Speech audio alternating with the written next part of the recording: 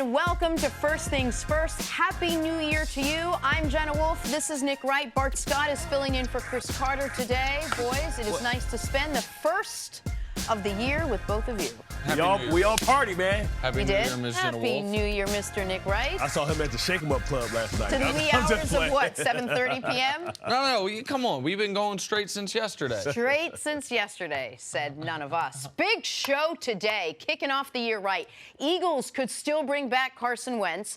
Tom Brady knows how tough the road to the Super Bowl will be, but our very big story this morning, could this be the end of the Triple Bs in Pittsburgh? An always dramatic Steelers locker room took an even more dramatic turn yesterday. According to multiple reports, Antonio Brown got into a heated argument with Ben Roethlisberger earlier in the week. He reportedly threw a ball at him, walked off, skipped multiple practices, and did not return for the rest of the week. Antonio Brown did show up to Heinz Field on Sunday, however, expecting to play, and he was told he would not be. He reportedly left at halftime in frustration. All right, Nick, we'll start with you. What is your reaction to the latest in Pittsburgh now? This is not typical Steelers drama. This is not an example of what Coach Mangini would talk about saying at different families. This is a big deal. This week was a playoff game for Pittsburgh. I know they needed help to get into the playoffs. One thing they knew, if they lost to Cincinnati, their season was over. That means it was a playoff week for them and a playoff game for them. Antonio Brown is the best player on this football team. And the dust up between he and Ben Roethlisberger, I can understand that. There's a circumstance you could present to me where I would say, hey, I might have thrown the ball at him too, depending on how it went down. And I'm sure Bart can elaborate on that. But not showing up to work the following days, forcing Mike Tomlin's hand to where Mike Tomlin had no choice but to bench the best player on his team in their most important game of the year. That's a really big deal and a really bad look for a player in Antonio Brown who has had a really rough season when it comes to things other than catching footballs and catching touchdowns. Those things he's still been great at. This goes back to in the offseason when he's dealing with a lawsuit about allegedly throwing furniture off a balcony and almost striking a toddler down at a pool condo. Like, it was an incident where he skipped a practice after having a dust up after a September 16th loss to the Kansas City Chiefs. Like, these things can't happen from the best player on your team. And Antonio Brown this offseason needs to figure out what type of NFL player he wants to be and what type of career and where he wants that career to be moving forward. This was ballsy. I mean, I played with some personalities. Whether you want to go Chris McAllister, Ray Lewis, Terrell Suggs. Yep. I've never heard of somebody. Well, one time at band camp, right, with Chris McAllister, he did something, but this ain't the Chris McAllister show. I've never heard of somebody walking away from practice, not showing up during the week, a pivotal week to get into the dance. I mean, I don't understand. This tells me, and you hear all the players saying that's just AB going AB, and I listen to Ryan Clark, and he's talking about, some dust-ups like, hey, that was the wrong guy to give money. He was yelling at Dick LeBeau, who's a legend, who's not only a football legend, but a Pittsburgh Steelers legend. That just tells me that this guy's been out of control for a long time. And how long has Mike Tomlin been having to deal with this? You talk about the 3 Bs. You may be down to only 1 B because I don't understand how going forward you allow this guy to be a member of your football team. I think already Juju, much like we talked about yesterday with Santonio Holmes and Antonio Brown becoming the #1 receiver, I think now Juju, he got the team MVP. But you need your best players to be the best people. We understand he's a hard worker, but you can't be a diva, not to this extent. And it's selfish. It's selfish, and he threw the ball at the wrong person. The one person on that team that he probably couldn't win, through ownership is Ben Roethlisberger, because Ben Roethlisberger is bigger than him, and he didn't understand his place on the totem pole. I don't understand how you come back from this, but you can't move him because what are you going to get for arguably just the best receiver in the game, but a guy that you just gave a $68 million extension to a couple of years ago. The problem is you can't move him, even if someone wants to give you great draft compensation for him, and even if you think Juju is the heir apparent, they gave him that extension February of 2017. but more importantly, they restructured it 1 year in. So this is convoluted salary cap stuff, but what people need to know is this. If they trade or cut Antonio Brown, they have a $21 million cap hit on next year's cap or over the next 2 years cap for Antonio Brown.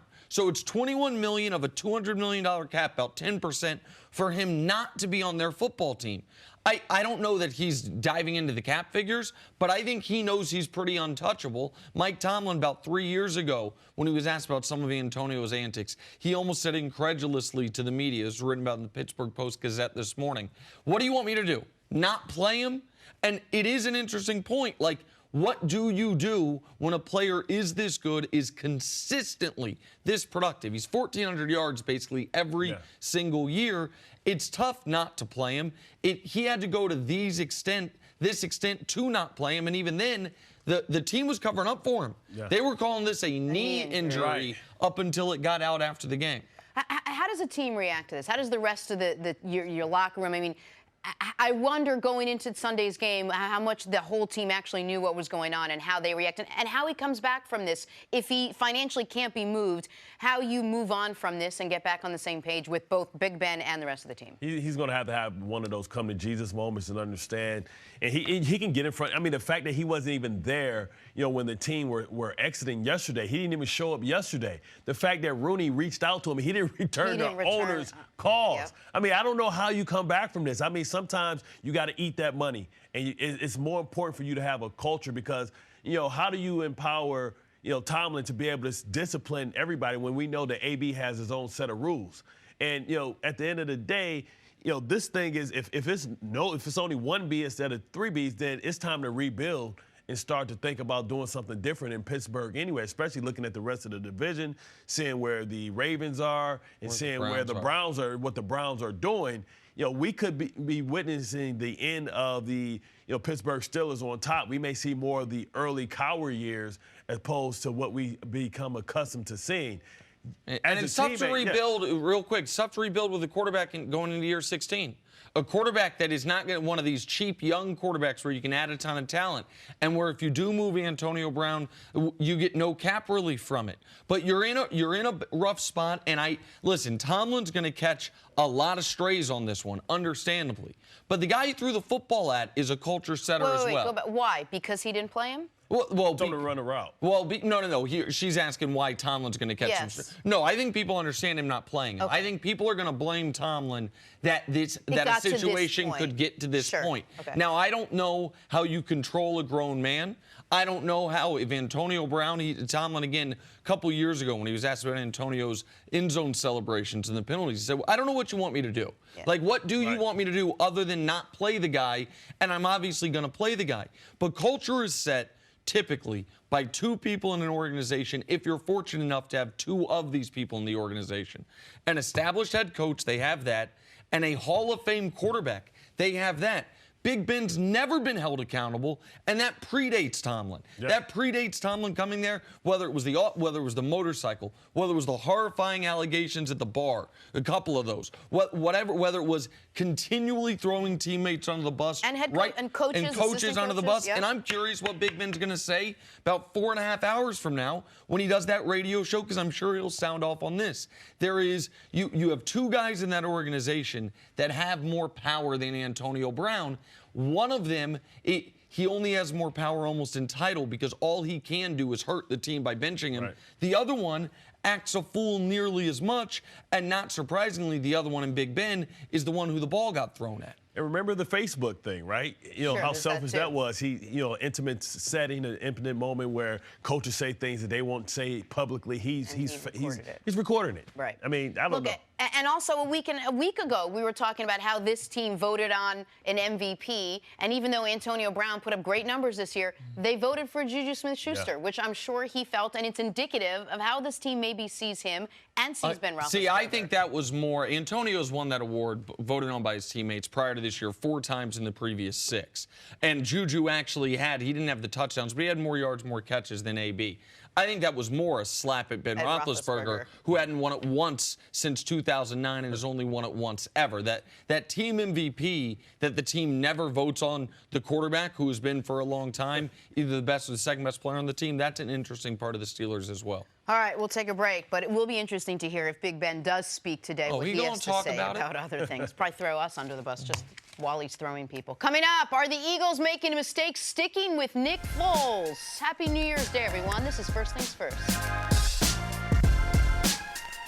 Welcome back. We'll get to Nick Foles and the Eagles in just a second, but first, Gator Bowl down in Jacksonville. C.J. Riley of NC State makes a great catch for the touchdown, Nick. Oh, one-handed. Moss. Whenever somebody do that, you just say Moss. But Moss is more like going over the top of the guy, right? No. This is extending to the back. Well, go ahead. Moss is anything that's dynamic. Moss. It's funny. It was Moss ever since I was in the league, man. Moss. Sticking with college football, trick play in the Holiday Bowl. Northwestern offensive lineman Trey Clark catches the pass, dives across the goal line. Watch it again for the 20-yard touchdown. Here you go. We call that a business decision. That DB was like, I want no smoke. I want no smoke. That reminded me of what the Patriots pulled out in the playoffs against the Ravens years ago, that the Ravens were saying that was cheating on, where they have the guy eligible out to the side. You don't think he's eligible? Look at that. Illegal, Fat man touchdown. And then he has a 39, so it's difficult. I thought that was Jared Lorenzen running down for a route. On to the NBA. Magic Hornets second-year guard Malik Monk takes off. Levitation. Oh, my. I didn't see this last night. Now, Malik Monk, I thought he'd be better already. I thought he was a steal they got in last year's draft. His rookie year didn't go quite according to plan, but look at that. I used to be able to jump like that in the 90s, man. You could never jump like that, Bart.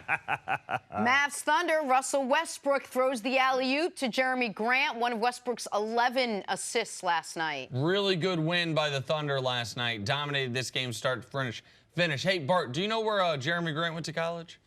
No, but I hated his dad, his uncle. Oh, Horace and Harvey? I'm a bad boy Pistons fan, so I hated it. Oh, okay. The answer, by the way, is went to Syracuse, like so many great NBA players. Go get it, Jeremy Grant.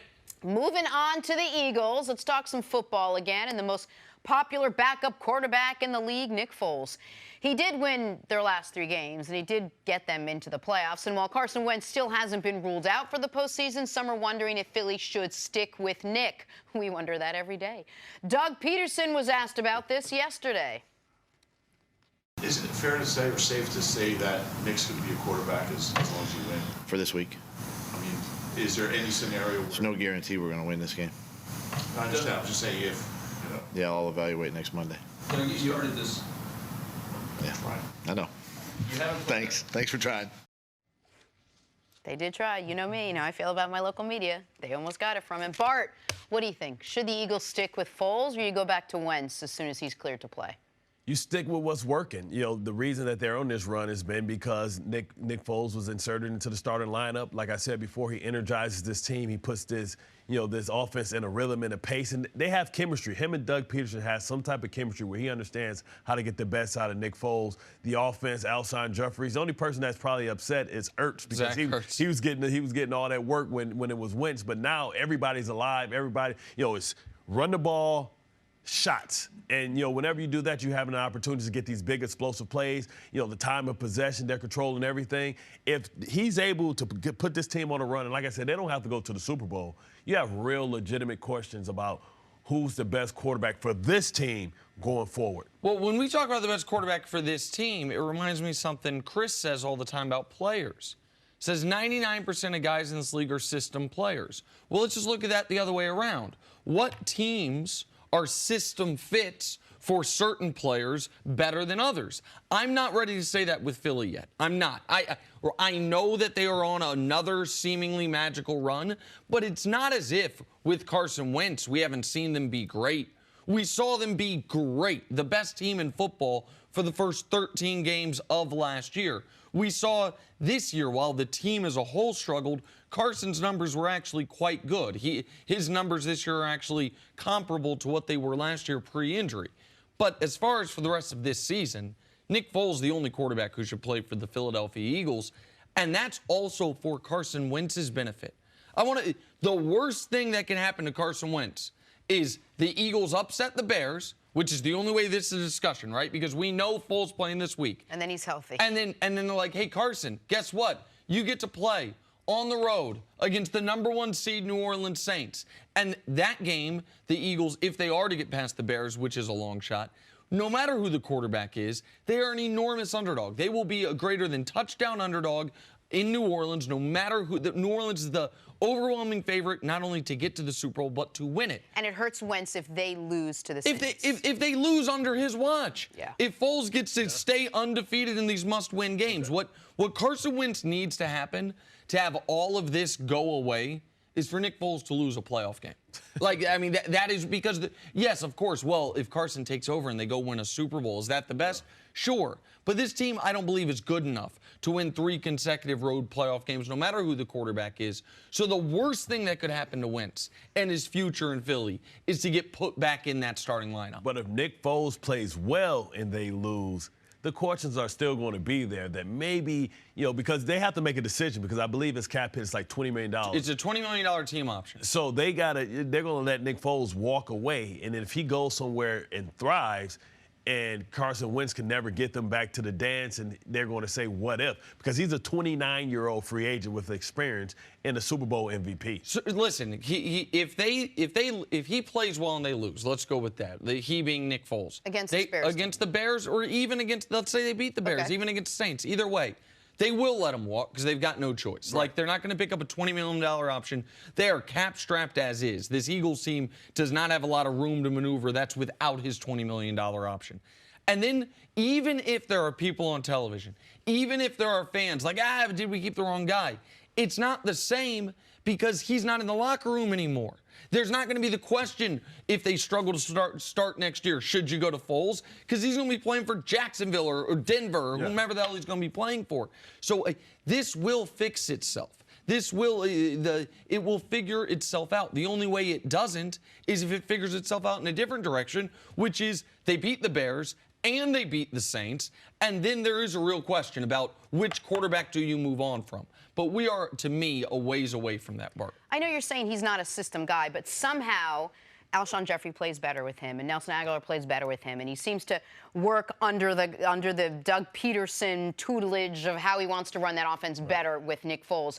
So if you take him out of it, do you have to change all of that and the coaching staff's direction to bring Carson Wentz back in and make him successful, or do you keep everything the way it is with Foles? I think when Carson Wentz comes in, I think they need to scale him back a little bit because I feel like they thought that he was going to be able to pick up where he left off at that MVP form. And that just wasn't the case. He had a bit of I want to say a sophomore slump, but, all things weren't equal. They didn't have the same pieces they had before. I think losing Jay Ajayi really hurt Carson Wentz and what he was able to do. He's a totally different quarterback. He's more mobile. He's a guy that can buy time outside of the pocket, make those off-schedule plays, something that Nick Foles really doesn't do. He's more of a rhythm passer, a rhythm thrower, that back foot hits, and he's going to make a decision with the football. I feel like coming back, they're going to have to make some decisions and try and tweak this lineup, but they don't have a lot of flexibility because they have a lot of guys that's going to be pending. They have a lot of high-priced free agents. They got to make a decision. Peters is a Hall of Famer, but they instead of letting him go to get some type of salary cap relief, they paid him some more. So they're going to have to make some decisions going forward. They were all in this year, bringing in Haloti Ngata, bringing in Bennett, so that they can try and make another run. But if they fall short, they're going to have to make some decisions, and Nick Foles is going to be one of them. I just don't think we should act as if we've never seen this Eagles offense perform at a high level with Carson Wentz. We have. We saw it perform at a high level for 12 and a half games last year under Carson Wentz. The entire team was underachieving for the first 13 games of this season, 2 of which were quarterbacked by Nick Foles. Now, what has happened these last 3 weeks, I love it. Like, I don't have a rooting interest on the NFC side of the bracket, but the most interesting thing is the Eagles keep winning. I root for, to steal line from Colin Cowherd, I root for interesting. Like, the most interesting thing is that we get a Drew Brees, Nick Foles matchup in the Superdome in New Orleans, and we see what happens. And if that does come to pass, then you do have to start asking really tough questions, and we're not even mentioning, even if Wentz is better, how much of an injury risk is a guy who was injured his last year in college, who had a massive leg injury last season, and is dealing with a back injury now? But if this goes the way Vegas says it's going to go, which is the Bears win this game by about a touchdown, then you know who you go with? The bigger, stronger, faster, more athletic, stronger Your arm, franchise number guy. 2 overall pick. Gave up a lot for him. Right, and by the way, this could work out great for Nick Foles. We'll go He somewhere has to an get it option. He will be. He saw how Teddy Bridgewater played in Week 17. We don't know what if Flacco's getting cut. Is he gonna what the market for him will be? Nick Foles might get his own team next year and see if this magic is transferable. Quickly, who do you think the players in that locker room would like to quarterback their team on Sunday? I think they like Wentz, but I think they love Nick Foles. I think he's just a guy that you root for everything that I hear, that he's a leader, he's fun to be around, and you root for guys. Everybody loves the underdog. I think the guys in the locker room know Wentz is better. I think the guys in the locker room would be furious if Nick Foles got benched during this run.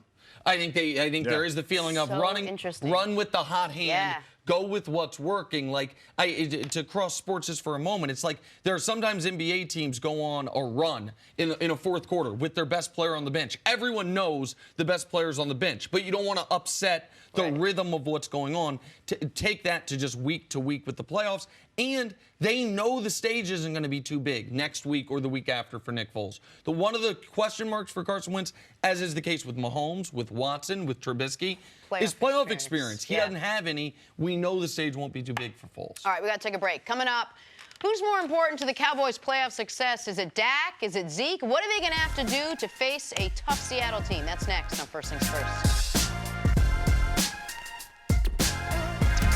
On Saturday, it is a Big Ten showdown on Fox as Michigan State hits the hardwood against the conference foe, Ohio State. Catch it all at 11:30 a.m. Eastern on Fox and the Fox Sports app.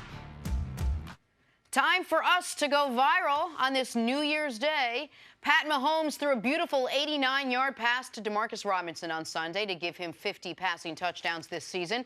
Came as a big surprise to Chiefs punter Dustin Colquitt. Take a listen. Now back-to-back drops by Conley and Kelsey makes it 3rd and long and really puts him in a tough spot. Yeah. 3rd and 10, Mahomes, straight drop. Stepping up and throwing long. Has a man downfield and he's got it! Demarcus Robinson! Wow, this is unreal. I mean, I thought for sure I was going to punt. I got to get my gloves. This is ridiculous, man. Oh, my gosh. Dude, this is crazy. Are you guys kidding me? Are you kidding? What?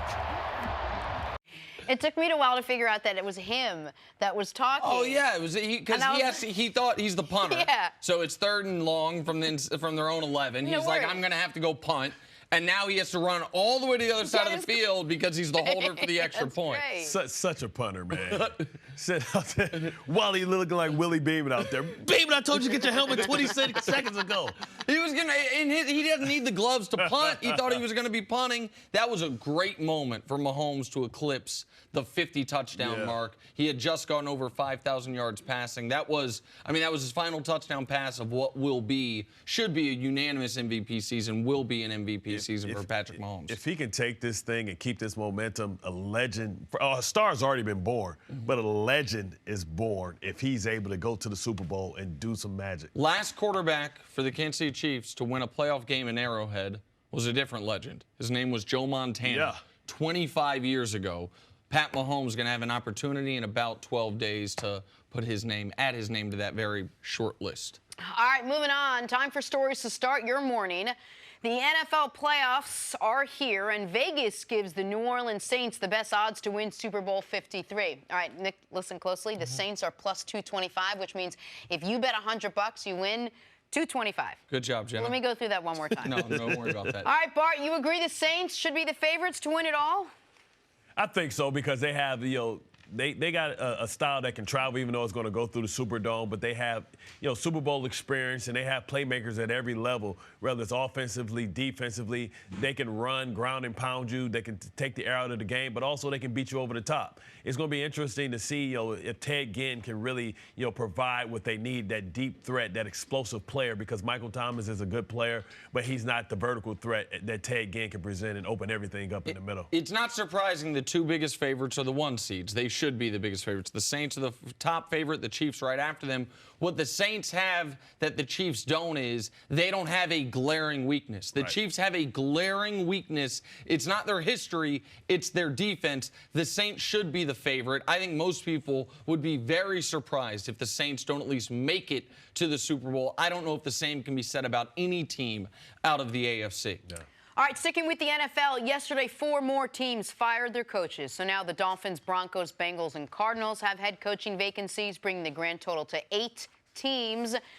Nick, what's your reaction to a quarter of the league having head coaching vacancies? It's no problem. These teams are just going to go to the head coaching tree, pluck off a guy. I mean, where do they think these good coaches are going to come from?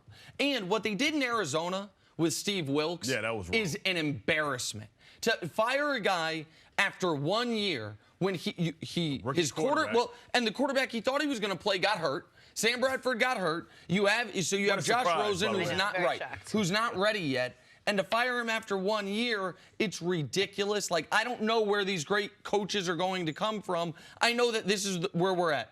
Adam Gase gets fired and immediately goes to the top of the list of available candidates because there aren't enough head coaches to go around, evidently. It's just the good old boys club, and it's rarely any new blood infused into head coaching. Usually you go from coordinator to coach, back to coordinator, back to position coach, back to head coach. And it just goes on, and eventually you get cycled out with the Brian Billicks, with the Fossils of the world, but then you continue to come back.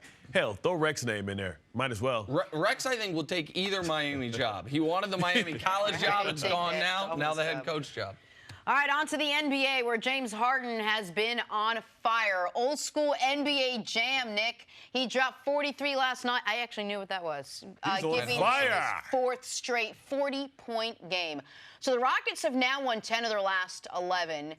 Nick, put Harden's hot streak in perspective for us. I mean, it's as far as scoring-wise, it is. I tweeted this last night. It's accurate.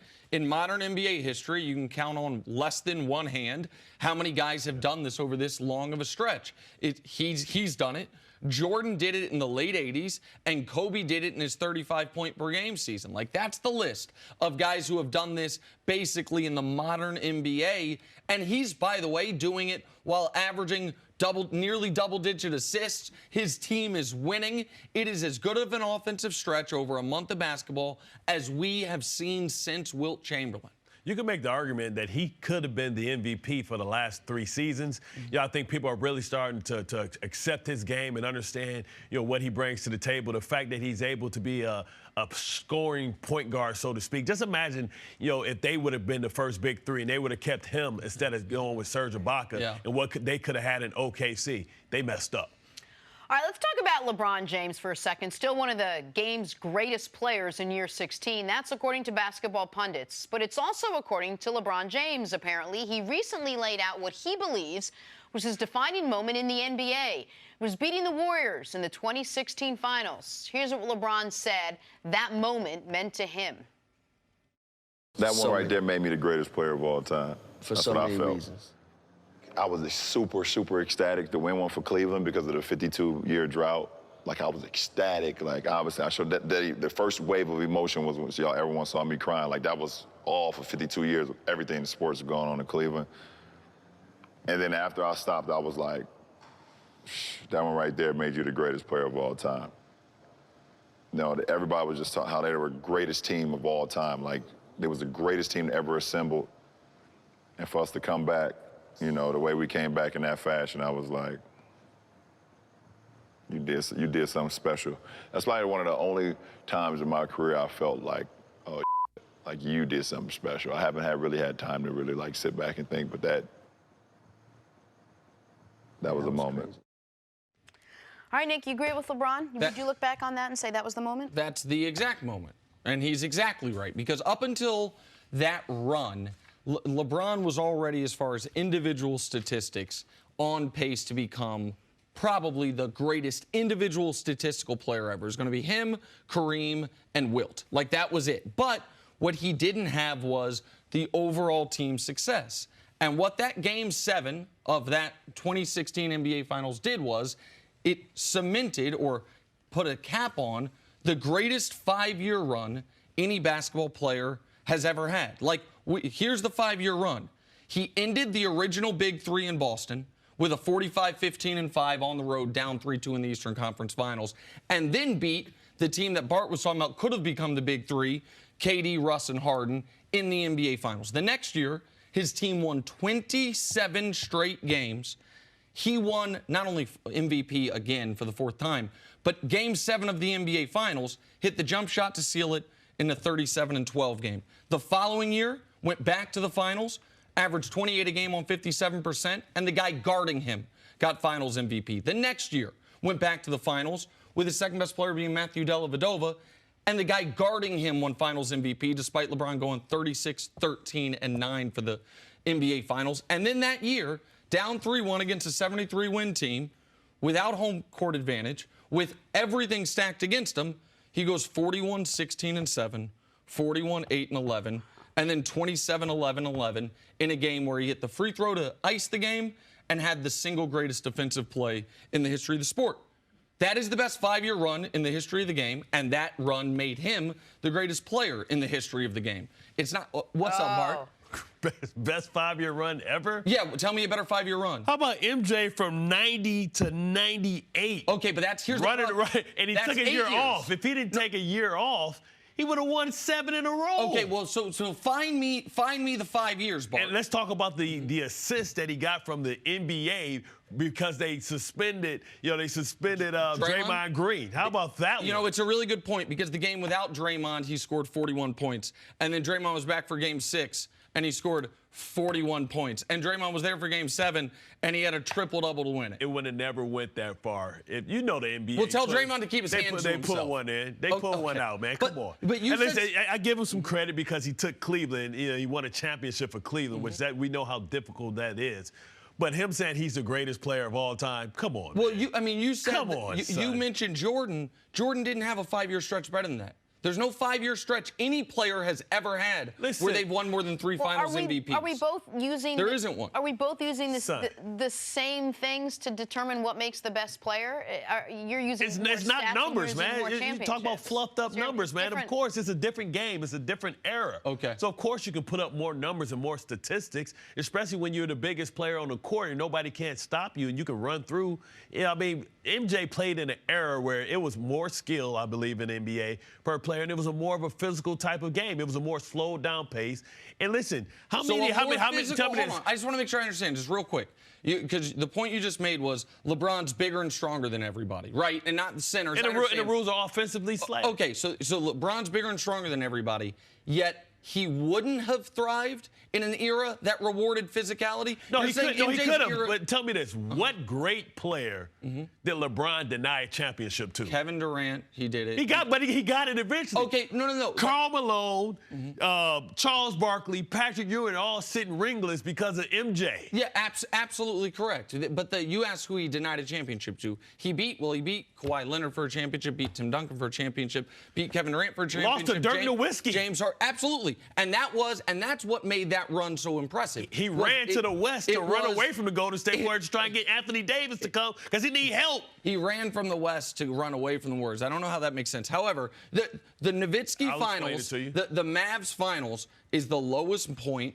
for any all-time great player ever. The problem for people that want to deny what they're seeing is what he followed that up with is the greatest 5-year stretch. Pick your favorite player. None of them have more Finals MVPs over 5 years than LeBron did in that stretch. None of them have a more impressive individual or team resume than LeBron does over that stretch. You say LeBron ran to the West. Why did Jordan not win 8 straight? He left the sport, right? Yeah. And then did he leave for 2 full years or a year and a half? Year and a half, right? Because when he came back, he played that season. Something happened. They didn't win the championship. Let's see. 6 is greater than 3, right? Yeah. Oh, listen. You can always count the rings. You can always do the argument of count the rings, but in that case, then it's Russell #1, Kareem and Jordan are tied. Robert Horry's got to be a first ballot Hall of Famer. No. There's some guys that drove the bus and there's some guys that were passengers. So Bill Russell is without question the greatest player of all time. Without question, he got 11 of them. He's the greatest winner of all time. Okay, so all right, so George boasts the best. He's the Jordan's best player. He's the best player. No, he's the best player of all time. LeBron got that right. All right. No, liar. LeBron got that right. No.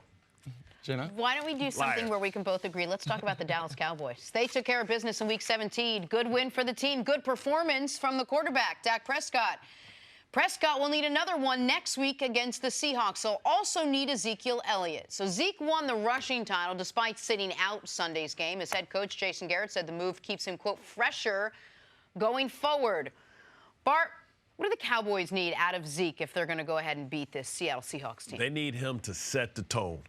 They're on like I said, Ezekiel Elliott is on a collision course with Bobby Wagner. He's going to have to put his foot in his chest. He's going to have to say, foot in chest, repeat. They're going, listen, the only way you beat a team like the Seattle Seahawks is to out-physical them, right? And you can't try and run around them. You can't try and gadget them. It's only one thing they respect. Physicality. You got to say, listen, this is going to be one of these in the phone booth type of games. You're going to have to set the tone. You set the tone early in practice by saying, listen, this is the game plan. We're coming downhill. We're putting the ball on our best player. We're going to take shots. That's the only chance they have, because if they try and not stick to their identity, who they are, then the advantage is going to go to the Seattle Seahawks. And here's the other thing. They need Zeke to be great. And by the way, since the Titans game, he's had 100 yards from scrimmage in every single game leading into Week 17 where he didn't play. He has been great. But they don't only need him to be great to score. They need him to be great to keep their defense, the Dallas defense, off the field. Because quietly, this last month, that Dallas defense, it really did peak with that Saints performance. And since then, it's been leaking a little bit of oil. They've given up 23, 23, 20, and 35 points in their final month of football. So I don't know that you can just say our defense is going to hold Seattle down to 16 points. We're only going to need 17 to win. I think Dallas has to look at this game saying, we're probably going to need 27 points to win this football game, and we're going to have to keep Seattle's offense off the field, because Russell Wilson has shown time and again this year in his career he's a great fourth-quarter quarterback, right? That the playoffs, that fourth quarter can be the entire game. He has the ability to be a drop-back 40 times a game passer if they need him to be. So that's why Zeke's got to keep them off the field. Do you trust, though, that if they do find themselves far behind, that Dak will go out there and maybe can just from what you've seen in the last couple weeks, can start getting them back into it? Well, this is going to be on Scott Linehan, right? He's going to have to try and design some explosive plays. Understanding that Seattle at his core is a cover 3 team, they're going to have to move Amari Cooper around so that they can't get that, high safety third cornerback on top of him and take him away. They're going to have to put him in a slot, because what kills cover 3 is 4 verticals, right? It forces you to have to communicate. It forces one of those safeties to have to say, I have to carry a receiver. And it's going to be up to Dak to find that safety that's carrying the receiver. They don't have a Cam Chancellor. They don't have an Earl Thomas. They have backups and replacements for those guys. That's where you're going to have opportunities to get your shots. Not on the outside. I think that Seattle's solid on the outside. They're going to play so deep. You're going to get those opportunities in the slot. The Chargers, the Saints, the Rams, the Chiefs, these are all teams that this year have shown they can fall down by multiple scores and come back to tie a game, come back to take a lead, come back to win a game. The Cowboys and the Ravens are the 2 teams in this tournament that I would say if at any point they're down 10 points, the game's over. Yeah. I don't think they have a path to victory where they can come back from double digits down. Like anybody, you can get down a touchdown, no problem. But if you are down multiple scores, what that allows you to do, because it removes the Cowboys' running game to a degree, it puts the onus on Zeke, and it allows a team like Seattle just say, oh, this is perfect. All we want to do is run the ball anyway. Right. I saw Seattle in a game against the Rams. They almost came back to win. 5 minutes left, down 12, running the football, because it's who they are. That's down 12. What are they going to do if they get up 12? They're just going to run the football. So, no, I do not think they have the firepower if they get down multiple scores to come back. But nobody wants to be down multiple scores. Dallas is at home. Dallas is the favorite. Dallas should be in position where this is a 3-point game one way or another the whole game. They got arguably the best kicker in the playoffs on the NFC side in Brett Maher, a guy they cut Dan Bailey to keep, and it's been proven right. Have it come down to something like that, because they're not going to win a shootout, and they're not going to have a great comeback victory. All right. LeBron James, Michael Jordan. Happy New MJ, Year's. I got you, baby. I know you do. Send me a pair of kicks. Coming up, the drama in Pittsburgh. You see why he went there? Shoes better than even LeBricks, more too. strange. That's ahead on First That Things is true. First. Michael Jordan, the greatest marketer of all time. There's no question about it. Back here on First Things things first, CBS Sports Radio host Damon Amendola joins us now. Good morning, Damon. Yay. Happy New Year. What up, brother? How we doing? We are doing great. Thanks for being with us. I know this guy. I know this guy. Wow. Good stuff. All right, Damon, let's talk about the Patriots. They ended the 2018 season on a high note, beating the brakes off the New York Jets. The months prior, however, more of a medium note, low note, not great, but also not an issue since they still earned themselves a bye for the 9th straight season. Tom Brady says he knows the Patriots will have to be at their very best heading into the postseason. This time of year is just figuring out a way to get the job done. You know, there's a lot of good football teams playing right now. You know, some teams have played better early in the year, some teams have played better late in the year, and you know, this time of year you don't play a good game and that's your season, and you're watching other teams move on. The awareness is heightened, the focus is heightened, the execution needs to be that way. And you know, we have a big challenge. Whoever we play is going to be a great football team. We're not going to be able to afford anything less than our best. All right, Damon, it's going to be a bit of an uphill road, I think, for the Patriots, despite all the success they've had. How slim is the Patriots' margin of error this postseason? Extraordinarily slim. I would say the only reason I gave them any chance to go to the Super Bowl is because they got the bye. Look, in the Super Bowl era of Belichick and Brady, they've never played Wild Card Weekend and gotten to the Super Bowl. What did that tell you?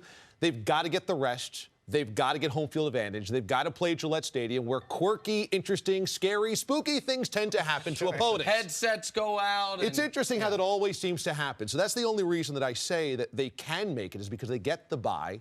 And with the Chiefs, you never know. If they lose a divisional round game, which they are certainly prone to do over the course of their history, the Patriots suddenly host both games of the playoffs, and then we see them in the Patriots potentially in the Super Bowl again. But this Patriots team, this is fool's gold at the end of the season. Week 16, Week 17, they beat up on a couple of rookie quarterbacks, a couple of bad AFC East divisional opponents, and went out in style against a coach that's not coming back in Todd Bowles. So if you think that the Patriots got healthy suddenly, I think you're whistling past the graveyard. The Patriots truly are the team that struggled against the Steelers, that got blown up by the Lions, that got blown up by the Titans, that got blown up by the Jaguars. They're just not the same team they have been in recent years. And this reminds me, I was covering the Patriots in Boston in 2009 when they ended up going 10-6 and losing the wild card round of the Ravens. That was a season earmarked by a lot of mile markers over the course of the season where you said, this doesn't feel like the Patriots. They had a couple of guys, Adalia Thomas, who Bart knows very well, and Randy Moss show up late to practice. There was a snowstorm late in the season. Belichick sent them all home, said, don't even come to practice. And that became kind of a big deal, like, wow, what's going on? This stuff never happens in Patriot land.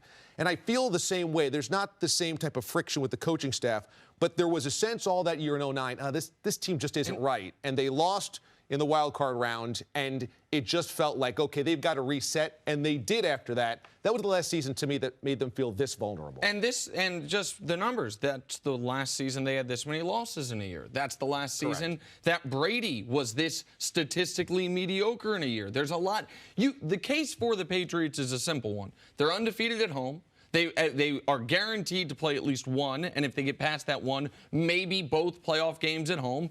And in a conference where seemingly nobody's got playoff experience, like look at who those other quarterbacks are. You have Rivers and Luck as the 5 and the 6 seed, but Watson and Mahomes and Lamar Jackson, they have a guy who has more experience than basically the rest of the field combined times 2. That's the case. But if you're just watching them, there isn't really a great case. If you're just watching them, the case is, it's the NFL playoffs, anything can happen. They don't do anything great.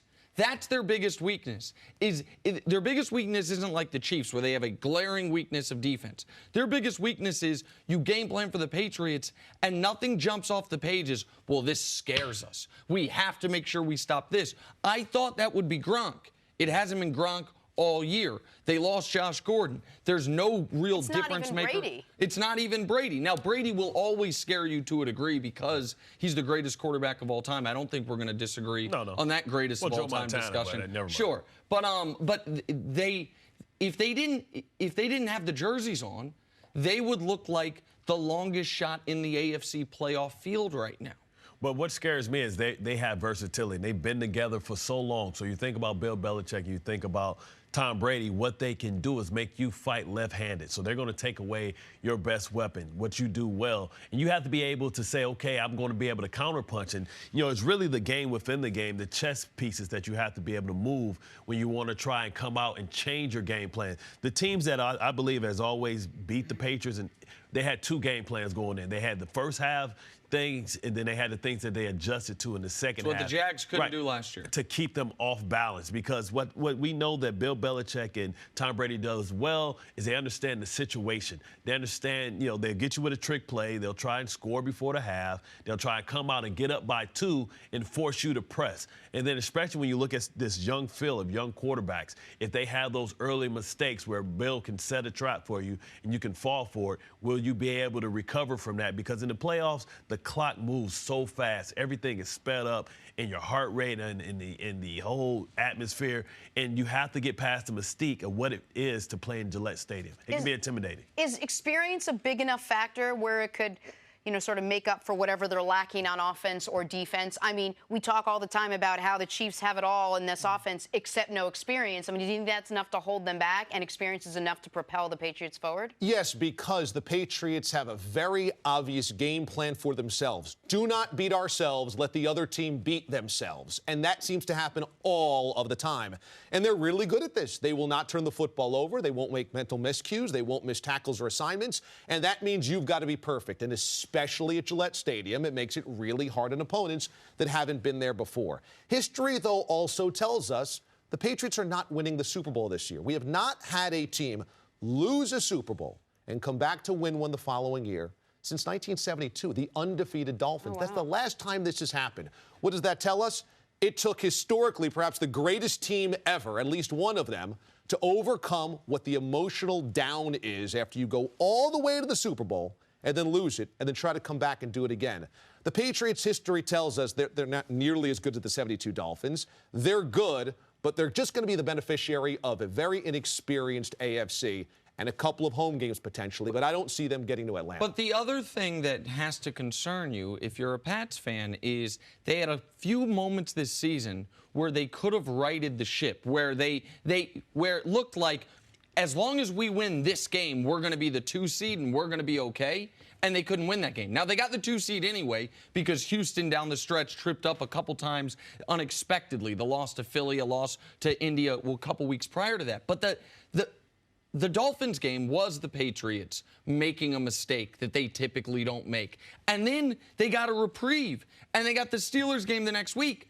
And they made one play the entire game on a busted coverage to Chris Hogan. Like, I would have more faith in the Patriots, even if they hadn't gotten the 2 seed, if down the stretch it had all come together. It didn't all come together. That even the Bills game they didn't play very well in. Now, the Jets game they played spectacularly. I will give them all the credit. But that was a lot about the opponent and a lot about the venue and a lot about guys getting ready for the offseason.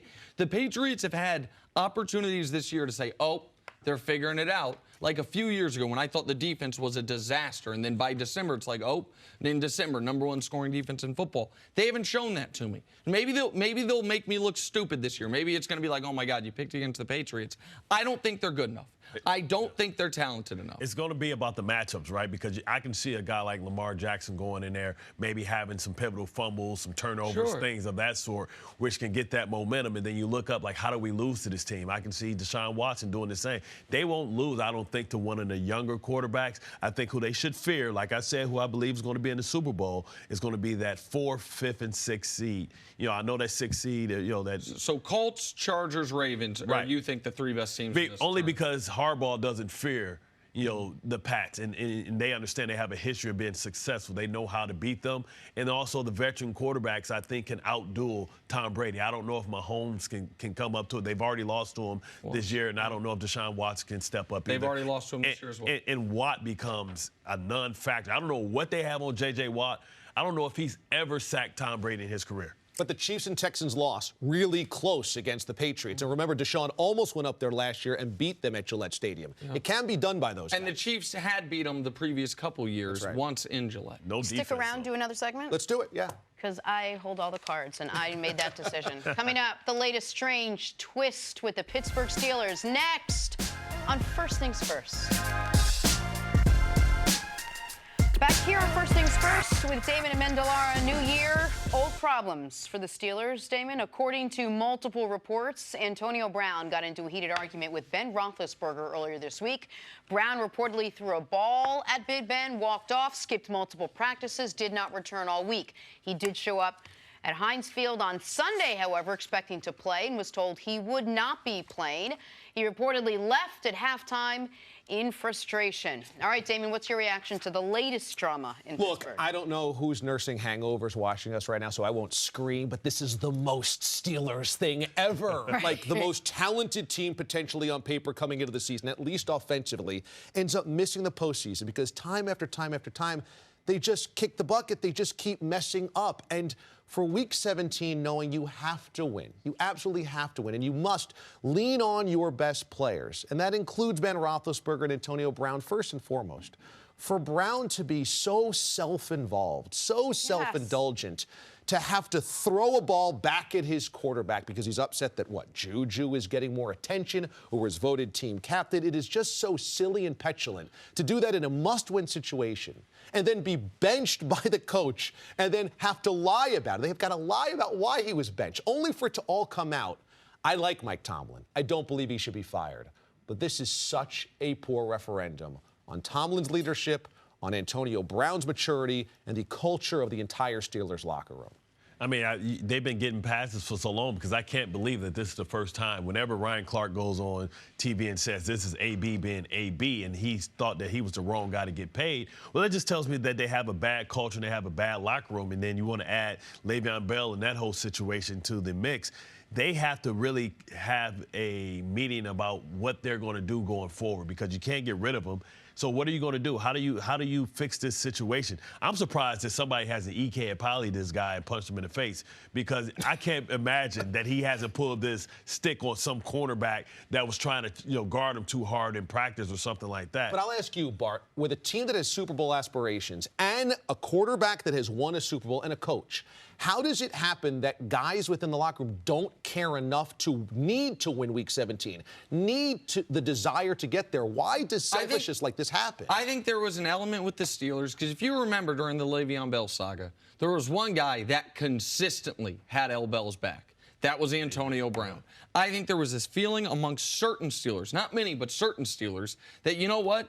You know when the team gave up on this season? When they didn't bring back the best running back in football or one of the best running backs in football. And you know why we've struggled this year? Why we went from 7-2-1 down to the playoffs? Our running game ran into a wall. And the other reason we lost some of those games was our quarterback threw horribly untimely interceptions and then went on radio and talked about how it was my fault, Antonio Brown. Remember that one? The pick against Denver? Ben is not without flaw here. I totally agree. And so I think that is a big part.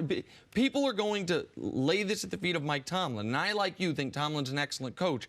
I also understand why anything that happens with the team, some of it's on the coach, or else why the hell is there a coach? So some of this has to fall at his feet. But there is an element of how good would Popovich have been if Duncan was always undercutting him? How good would Belichick have been if Brady were always undercutting him instead of doing the opposite, of even when they didn't like it, publicly staying in line and supporting the coach, letting the coach rip them more than they rip anyone else so there's a trickle down. Tomlin's never had that benefit. He's always had to know that his quarterback of all players is going to be an X factor, and then he's got this wide receiver who, as talented as he is, has shown horrid judgment. I'm a guy, you've known me for 15 years. My entire life, I've made... You know horrid judgment. Okay, yes, that is correct. He's an expert at that. But I also, it takes a big bridge for me to get to blaming a player for behavior. Because I think, young, rich, empowered, how would I act, right? And that's always been how I felt. But even I would have known at that age. Let's not Facebook Live something when Mike Tomlin could say anything. It's live to the world. Even I would know that even if I'm angry that it may be $80,000 missing from my condo, let's not allegedly throw furniture off the balcony, as Antonio Brown's alleged to have done, and almost potentially kill a small child. These are all things we know, at least alleged to have done with the furniture thing. He doesn't show good judgment. And the fact that he would skip the week of practices in what was a playoff game. If they win, they weren't necessarily in, but if they lose, they were definitely out. It was a playoff game. That's horrifying, and sports horrifying, and I don't know what Tomlin can do. What can you do? Well, all he can do is not play him, and which is what he did, and they damn near lost because of it. The problem is that the best players for the Steelers are the ones that you cannot count on the most.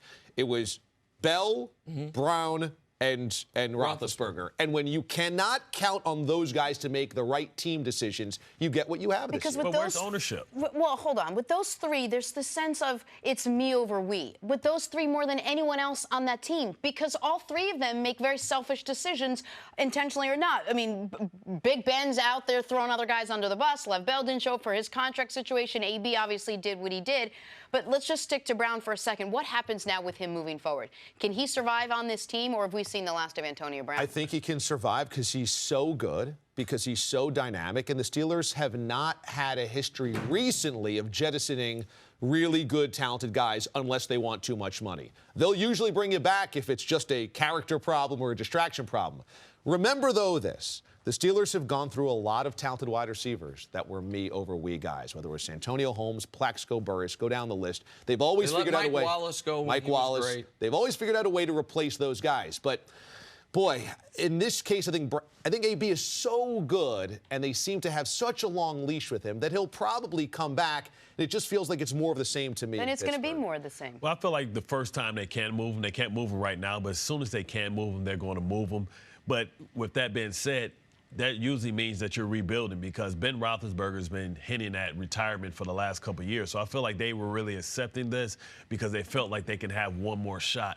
With looking in the AFC North and what they've been able to do with, the Ravens, Lamar Jackson, and with Baker Mayfield, I don't know if that window isn't almost closed, and we've seen the best years of Ben Roethlisberger and this Pittsburgh Steelers team consistently being in the playoffs. For this Steelers season, it is a systemic failure, starting with the GM and what happened with Le'Veon Bell, because even if you don't want to extend him, then rescind the tag and use that money elsewhere.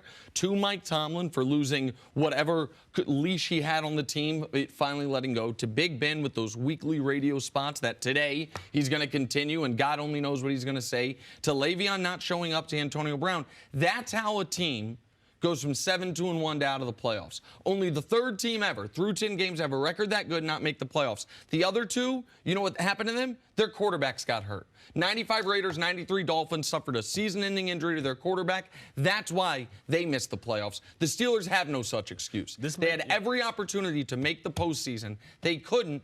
And if there wasn't, if between Tomlin and Roethlisberger, there wasn't 3 Super Bowls and 5 appearances or whatever it is, one of those guys probably would be gone.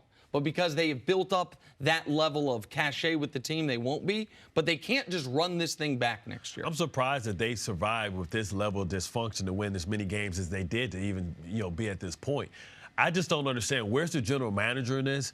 Where's the owner in this? Because if he missed 2 days of practice, then I need ownership to come up, and we need to find him and bring him in and let him understand that we will take every dollar that we can out of your pocket. Ownership did reach out to him. No, you find him. You got your NFL security. You can find exactly where he is. Find your iPhone app. Find my wide receiver. Find my wide receiver. I mean, you show up. Only way you can hurt Antonio Brown is by taking his money away from conduct detrimental. Right. I'm sure they probably may try and get that game check back, try and find him.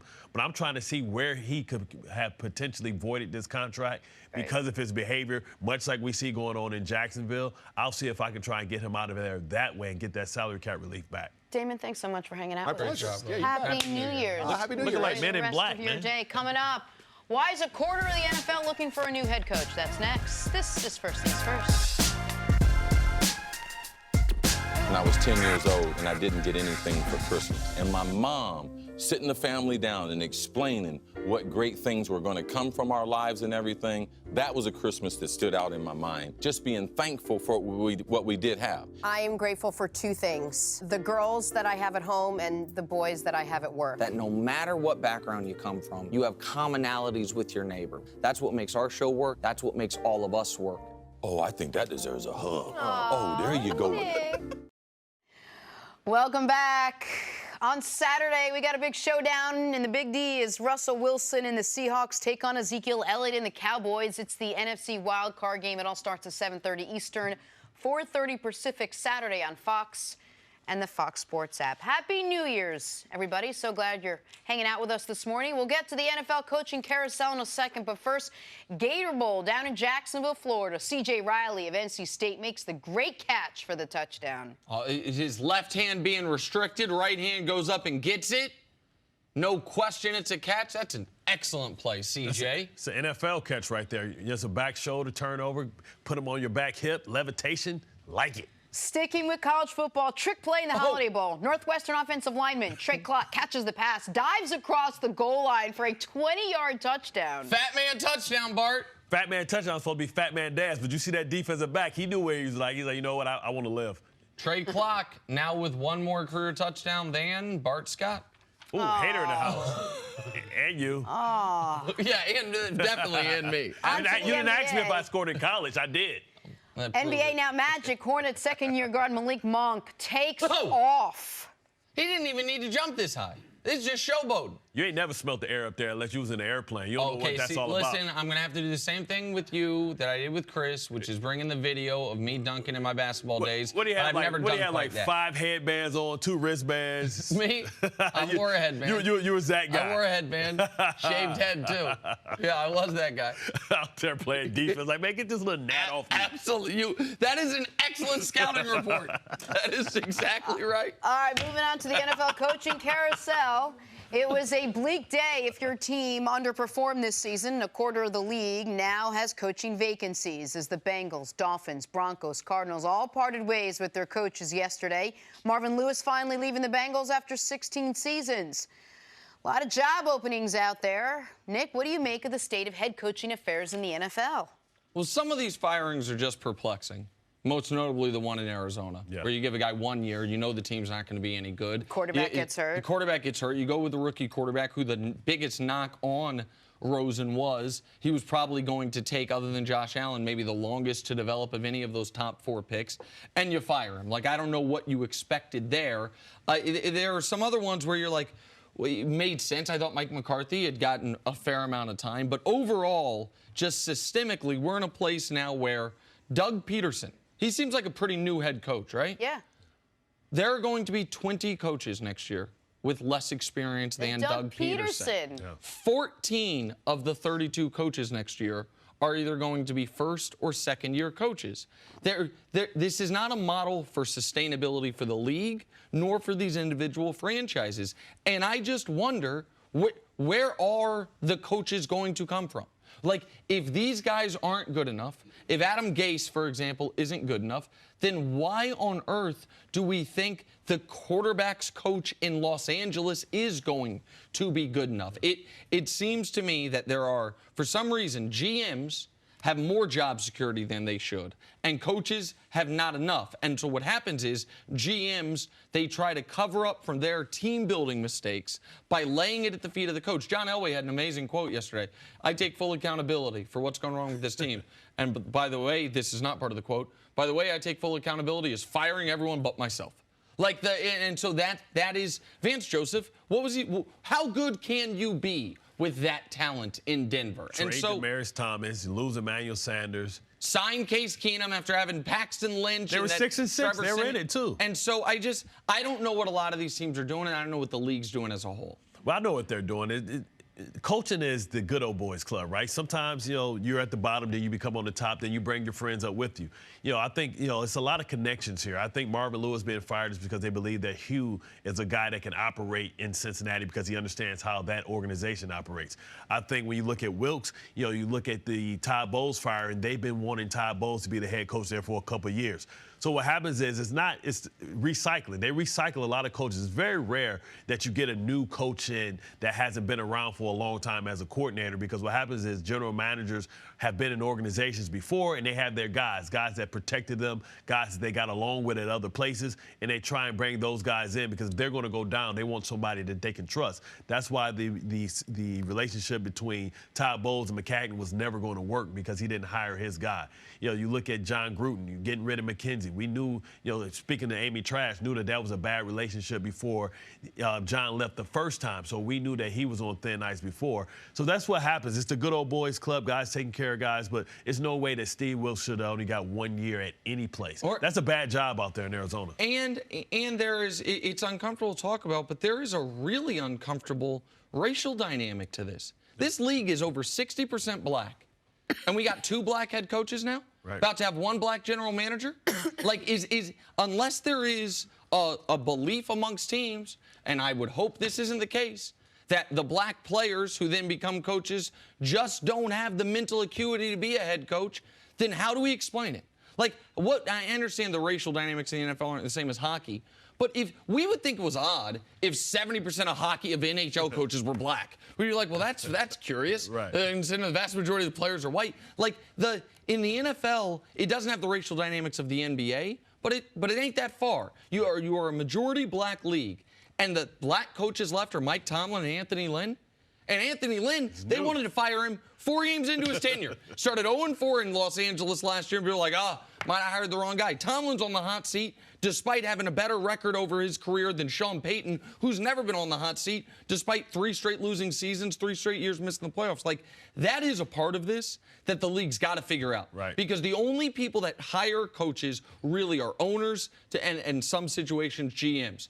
But you've got to figure out why. Was a joke for years. They were just bringing a guy. Anthony Lynn was the guy that they were bringing in so that they can say they satisfied the Rooney Rule, knowing that they had no intentions of really giving this guy a serious look. The 2 black head coaches left, both are in that situation. That Tomlin, nobody thought he was getting that job. Yep. Like, people can laugh at the Rooney Rule, say, why would you do this? You get token interviews. Well, Anthony Lynn and Mike Tomlin were both super long shots for jobs that wowed people in the process and have proven to be, I believe, excellent head coaches. I know for Anthony Lynn it's early, but I think he's an excellent head coach. Like, we've got to figure out why it seems like the glass ceiling for a lot of black coaches in this league is defensive coordinator. No black coach gets to be that sexy offensive genius. Maybe Eric Bieniemy in Kansas City is going to change that, but I don't know. But just quickly getting back to the whole coaching carousel aspect, how much of this is, we love the concept of the Sean McVay. We're tired of that staunchy coach that's been in the league for years and years. We want to go out and find the next new, bright, young, sexy thing, that sexy play calling, whatever it is. But like what Nick said, they're just, now where are you going to find them? But how much of this is we want to go in the direction of where someone, say, like the Rams went? Well, I think the league is a league of trends. But that's to say that it's not any young, bright, offensive minds out there. We'll see what happens with Eric the Enemy and what happens with some of these other coaches that, may put their name in the hat. Before a long time, it was Kevin Sutherland for a long time. But, I think he lost it. You think about at the college ranks. I haven't seen anybody pull any African-American coach up from the college ranks to be up and be the head coach. Well, and as far as, they can say we want young, sexy coaches, but who was hired last year?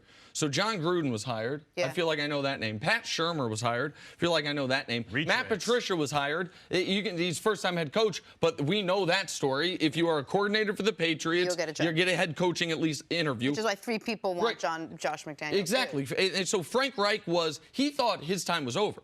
Peter King had a great story about it. Frank Reich was talking to him last December, so 13 months ago, saying, man, I don't think I'm ever going to get my shot. You can get the Maryland job. Right, and it turns out that, maybe they got their right guy in Indianapolis. One of those young, sexy hires was Steve Wilks. 2 years ago, it was Vance Joseph. They got a combined 3 seasons between the 2 of them with quarterback play no one should have to deal with for either one of them, and they're out. So I just think, I don't know that a lot of these teams have a plan. I do know this. It's no shock that the teams with the most consistency at coach, the Patriots, the Steelers, the Saints, the Ravens, the Seahawks, the Chiefs, the Panthers, those are the teams that almost never bottom out. All right, we got to go. More sexy coaching talk after this. I'm kidding. Coming up, how slim is the Patriots' margin for errors this postseason? Next on First Things First. Welcome back to First Things First. We are going viral. Giannis Antetokounmpo is averaging a league-high 18 points in the paint this season. The 50 pounds of muscle he's reportedly put on since entering the NBA seems to be paying dividends. Now he wants a new challenge. Take a listen. The Rock, what's up, man? 2 big fans here. We see what you're doing down in your Iron Paradise. We tried to bring an Iron Paradise to the NBA here in Milwaukee. You know, you may look stronger than us, but we think we both listen more than you. Come visit Milwaukee. That's your league MVP right now. Get up there. Yeah. Oh, little. Yeah, Bart. Oh, I got that. Look at that. Get that in, baby. Man, nice. That's for the glutes explosiveness. Right I understand there, what it's for, but I also every weightlifting thing you say you got that. Giannis would take you to the block and body you, man. He's like 6'10". Yeah, exactly. You have to catch him. And, of course. And stronger. But if we grapple, I'll put him on that neck. What are you doing? Greco-Roman? Let me tell you with something, the man. NBA MVP? Let me tell you something. I got a whole list of tackles that you can ask that I put them on the night list. Just put them on the night list. Giannis don't want no smoke neither. I chop that wood quick. Bart Scott in for Cris Carter today. Thanks for joining us on this New Year's Day. Better quit Much trying me, Nick. appreciated. Time for stories to start your morning. The NFL playoffs are here, and Vegas gives the New Orleans Saints the best odds to win the Super Bowl. That's Super Bowl 53. Nick, let me tell you what that means. So the Saints are plus 225. That means if you bet $100, you could win $225. Yeah. Just wanted to. Thanks, Jenna. Would I get the 100 back? Is that including the 225? Oh wait, you don't know that. I don't know. Okay. You gonna add taxes? The Saints should be the favorite. No, you don't pay taxes on gambling. It's the whole point of gambling. Tax-free income. If we went over 10,000. Okay, zip it for a second. The Saints should be the favorite. They had home field advantage, and unlike the team with home field advantage in the AFC, they don't have a glaring weakness. Like the Saints, I know they're often sputtered down the stretch. They can play A-plus level football in all phases. They might be the only team in the league that can say that. Yeah, they are. They're the most balanced team that can ground and pound. You think about Alvin Kamara, but you think about Ingram coming in that 4-minute offense, being able to take the ball away. We know Drew Brees, and now with Ted Ginn, they're going to have those explosive plays again. You know, Ted Ginn, you never know if he's going to catch it, but, you know, he's about 50-50, so throw him more than 4. Exactly. All right, let's move on. Talk LeBron James, still one of the game's greatest players in year 16. He recently said that beating the Warriors in the 2016 finals made him the greatest player of all time. Nick, is LeBron right? That was the moment. It was. I never had said he was greater than Michael Jordan or even greater than Kareem. You're not saying it now, right? Prior to those finals, but those finals leapt him over both of those players. It was the greatest 3-game stretch in the history of the league against the greatest team in the history of the league. And he's not done, but he is right. Since that moment, he's just been widening the gap. MJ. I don't know what's wrong with him. I think he hit his head. I think he drunk too much last night. Who, MJ did? No, you. Oh, I think you drunk. I'm just talking to MJ like it's okay. Robinhood is an investing app that lets you buy and sell stocks, ETFs, options, and cryptos, all commission-free. They strive to make financial services work for everyone, not just the wealthy. Robinhood is a non-intimidating way for stock market newcomers to invest for the first time with true confidence. Robinhood is simple and intuitive with a clear design that shows data presented in an easy-to-digest way. Here's why I recommend Robinhood. No commission fees. Other brokerages charge up to $10 for every trade, but Robinhood doesn't charge commission fees. Trade stocks and keep all of your profits. It's simple, easy to understand charts and market data. Place a trade in just 4 taps on your smartphone. Robinhood web platform also lets you view stock collections. Collections are like sectors like entertainment, social media, curated categories like female CEOs, and analyst ratings of buy, hold, sell for every stock. You learn by doing it. Learn how to invest as you build your portfolio. Discover new stocks and track favorite companies with personalized news feeds. Custom notifications for price movements so you never miss the right moment to invest. Robinhood is giving our listeners a free stock, such as Apple, Ford, or Sprint, to help build your portfolio. Sign up at first.robinhood.com. That's first.robinhood.com. Okay. All right, more NBA news now. James Harden has been on fire lately. Dropped 43 last night, giving him his 4th straight 40-point game. The Rockets have now won 10 of their last 11. Nick, put Harden's hot streak in perspective for us. From a scoring perspective, it's one of the 3 greatest streaks in modern NBA history. Jordan had a streak similar in the late 80s before the Bulls got really good. Kobe had a streak similar in the first couple years without Shaq, when the Lakers weren't very good, when the year Kobe averaged 35 a game. Harden's doing it, scoring at that level, over 400 points in a 10-game stretch. But while his team has won 10 of 11 in this stretch, while he's also giving you 9 assists per game in this stretch, and he's doing it, Bart, playing a style of basketball that it's like Harden and Daryl Morey created in a lab themselves and no one else is doing. He's averaging a combined 29 three-point attempts and free throw attempts per game in this stretch. That's never been done before by anyone by far. Last night, he scored 43 on 8 makes. I don't even know how that's possible, except I watched it happen.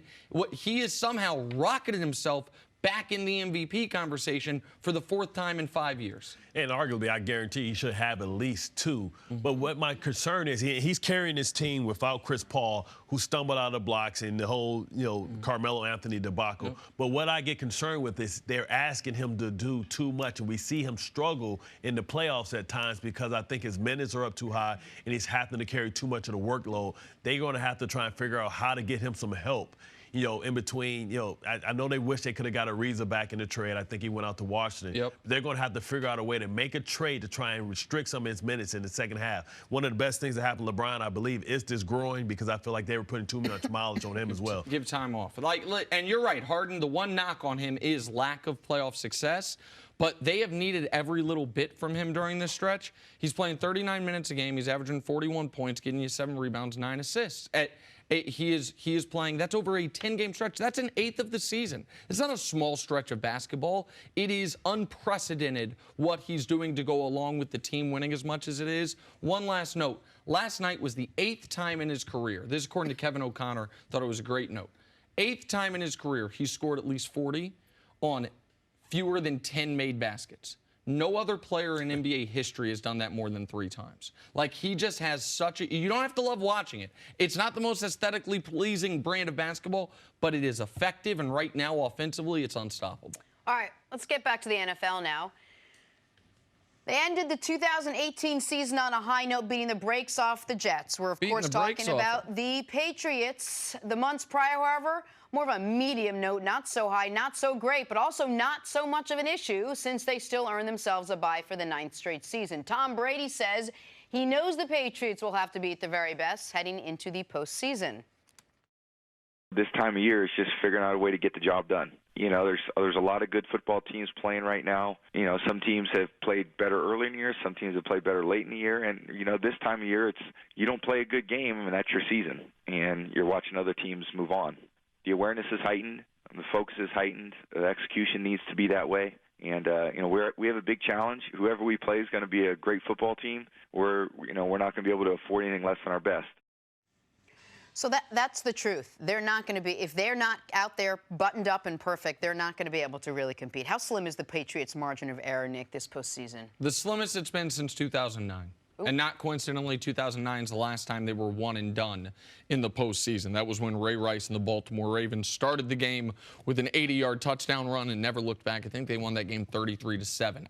I don't expect the Pats to get routed like that in this postseason, but here's what I know. I know that for the first time this decade, in the 2010s, you go into a playoff game against the Patriots feeling like you only have to take away one thing from their offense, and if you do it, you will be successful, and that's Sony Michel. They're 9-0 this year when they get 100 yards rushing, 2-5 in games they don't. That's never been the case over the last decade. Last decade, it's been, okay, if we worry about James White and Deion Lewis out of the backfield, then we still got to worry about Gronk over the middle. There was the Gronk and late Aaron Hernandez years. There was always a counter to the counter. They don't have that right now, and that's just one side of the ball. The other side of the ball, while the Patriots defense seemingly they never have too many penalties, and they never have a lot of mental gaffes like some teams do. They don't have a guy, it's like, wow, we're going to have to double team him. There's no one on the Pats you have to double team, and there's no one in the Pats secondary that you feel like can shut down one-on-one a number 1 receiver.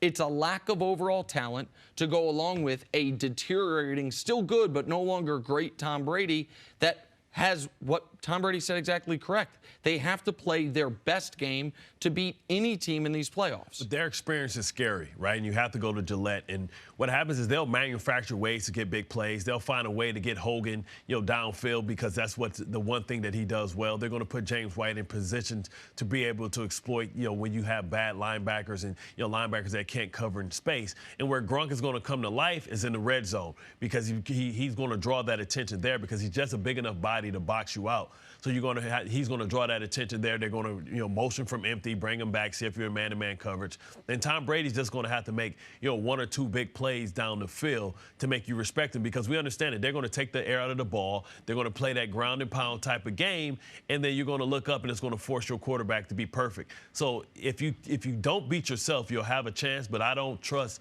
I fear 12 having the ball with the last possession with the game on the line. Yeah, I think it's still 3 things. I think they'll outcoach you. I think maybe not throughout the whole game, but in the situations, maybe in the fourth quarter, maybe those quick drills down the field that matter, Tom Brady's going to step up. And it's what you said yesterday. There's not a better team that prepares themselves more for situational football than the New England Patriots. And that is more important now than ever before because they don't have the big targets on offense. All that's true. What's also true is this. 5 teams this year finished the year with a better record than them. 2 in the AFC. The only reason the Patriots got a bye is because of the NFL's unfair playoff format, where if you have the second best record but the best records in your division, you're relegated all the way to the 5 seed. It should be Chiefs 1, Chargers 2, Patriots 3. Like, they had a lot of good fortune into extending this bye streak. And now because of that, let me put it like, it's only because of that I give them a chance. If they were the 3 seed and they had to play 3 playoff games to get to the Super Bowl, that they guaranteed to have to play one of those games on the road, I would be striking them out. Well, what are you doing now? Right now, I think, okay, if the bracket holds and the Texans beat the Colts, which they're favored to do slightly, that is a great matchup for New England. The Texans have never beaten the Patriots in the playoffs. I think in franchise history, the Patriots have won 8 of 9 against that team. Deshaun Watson's never played in the postseason. Bill O'Brien is a Belichick disciple. We know what the record there is. And the Texans have a glaring weakness in the offensive line and inability to run the football. I think if the bracket holds, the Patriots are in great shape. But if the Colts upset the Texans, Bart, and that means the Pats then get the Ravens or the Chargers. They don't want that. I would favor either of those teams. I'll tell you right now, if the Ravens or the Chargers are the team that goes to New England. So if the Colts beat the Texans, barring some devastating injury that we don't see, I will pick either of those teams to go into New England and beat the Pats. And it's the same thing, right? It's getting pressure on Brady up the middle in the A-gaps because he's shown that his legs are starting to leave him and he can't really elude the sacks like he used to. He can't buy the time like he used to. He's never been fleet of foot, but he's been great in having pocket awareness, and now we've seen him struggle a little bit with that.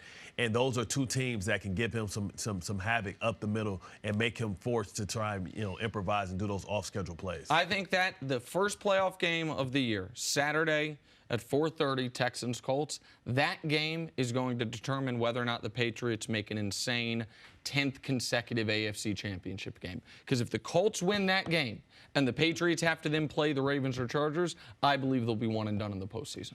All right, let's take a break. Coming up, what do the Cowboys need from Zeke to beat the Seahawks?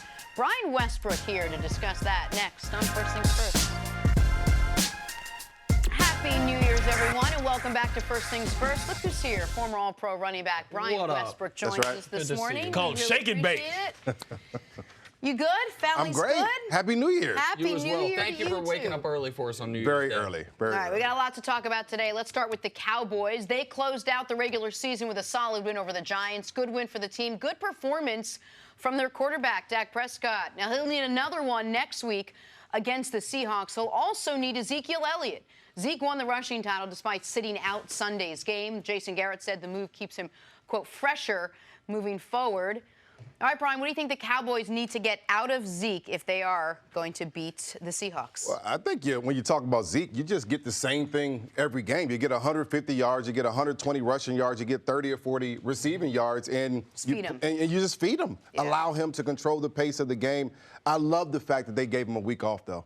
And I just know as a running back, that week off means an extra yard or 2 on almost every carry. Oh. That means you're able to get to the edge. You're able to make people miss. You're able to get in space and now get those extra yards. Allow your legs to get fresh. Andy Reid, routinely, if we were already in the playoffs, he gave us that week off, allowed us to have fresh legs coming into the playoffs. That makes all the difference in the world. Screen game, the run game as well. Big time week off for Ezekiel Elliott. And you guys were one of the best teams ever early in the postseason. Like, I understand people seeing Andy Reid and it had some struggles later in the postseason, but you guys weren't a one and done. No. I mean, 4 straight NFC championship appearances, Super Bowl appearance in there. So, like, we were talking during the break, it wasn't just Zeke who got the week off. We know the linemen, technically, they did get the week off. But the defense kind of did as well. When you only play 15 minutes time of possession on the field, I've never seen a stat like that. I can't remember the last NFL game where one team had the ball for 45 minutes like Dallas did. So the defense is going to come in fresh to a degree, which is important because quietly this last month of football, this Dallas defense, which through the first 13 weeks was allowing 18 points a game, it's been allowing 25 points a game, been allowing 50 more yards per game. The defense needs to sharpen up because they are about to go up against the best rushing attack in the NFC in the Seattle Seahawks. One of the things that I love that Jason Garrett did was that he played Dak in this game. He gave him 44 passing attempts just to get some confidence, just to say, listen, we're going to need to be able to throw the ball at some point in the playoffs. Let's get some confidence in week 17. Allow you to go out there and try to complete some balls. Get some confidence as a player. We know what we're going to do with Zeke. We're going to give him 25 carries. We're going to give him 5 or 6 touches in the passing game. But we need our quarterback to go out there and to be able to throw the football. 44 passing attempts, 4 touchdowns for Dak Prescott. That was impressive. Great coaching call from Jason Garrett. Now, during your run, you guys went against the Tampa Bay Buccaneers routinely, and they were a physical outfit. And you guys were more of a zone finesse type of run style. How did you get that respect? Because you know that, Zeke and the Dallas is going to have to get the respect from that physical defense that's going to come in, mainly Bobby Wagner. How did you say, okay, I'm going to have to make sure that, straight ahead, no fair dodging on some of these linebackers early in the game so you can get that respect? Well, for me, it was all about making guys miss, getting to the edge, not getting that full shot on the body. But for the offensive line, it's a mindset. And it starts the first day of practice. It's a mindset. We have to be physical and nasty up front. If we want to win, we have to win in the trenches. Andy Reid preached that every single week. For Dallas, it's no different. One of the better offensive lines in the league. Be physical and nasty in the trenches. That leads to winning in the playoffs. Unless you fall behind early. Then you're going to have to give the ball to Dak, and you're going to have to say, go do what you've done down the stretch. How much do you trust Dak Prescott to do that? Well, that's why I brought up the point about Jason Garrett. That's why you give him 44 passing attempts in the final game of the season that is almost meaningless. That's why you do that, because at some point in the playoffs, you're going to have to put up 30 points. You're going to have to score. You're going to have to throw the ball 35 times. That means Dak has to be prepared. You give him those 4 touchdowns, 44 attempts, that's huge for him. If they beat Seattle, they're playing either the Rams or the Saints. We'll see how the bracket falls. I do not think 13-10 is duplicable, no. Especially because it's on the road wherever they play, either in the Coliseum or in the Superdome. And I totally agree with you that I thought Sunday's game was the most meaningless game you could have from a player, because the one question for Dallas, to me at least, is the quarterback and the passing attack. I like their defense, even though it's been a little shaky down the stretch. I love their running game. Jason Garrett's fine. I don't think he's the greatest coach, but he's not. I don't think coaching's going to kill him in the playoffs. The question is the passing attack. So it's not only they threw for 380 yards and 4 touchdowns, arguably statistically the best game of his career. It was 4th and 15, down 7. The strike to Cole Beasley on the run, following it up with extending the play on the 2-point conversion. Even if I still don't have a ton of faith in Dak Prescott, he's got to internally feel like, man, I'm Dak bleeping Prescott. 13-3 my rookie year. Maybe should have been league MVP. Got us to the playoffs, went toe-to-toe with Aaron Rodgers. Last year, we were relevant. We were right there, even though we didn't have Zeke. And this year, look at what we've done again. Started 3-5, won 7 of 8 down the stretch. He's got to be feeling the best he's felt about his ability all season.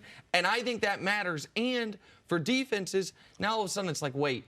Blake Jarwin is someone we have to at least pay attention to. There's different things on tape Seattle now has to deal with during the limited time of the week. For quarterbacks in the playoffs, it's about experience, composure, and confidence. And you gave Dak an opportunity to get some confidence. You gave him some experience in his last couple years playing. I think this just bodes well for exactly what he wants to do. Seattle's not going to come out and throw up 35 points. Now that allows your passing game to develop a little bit more, give it a little bit more time.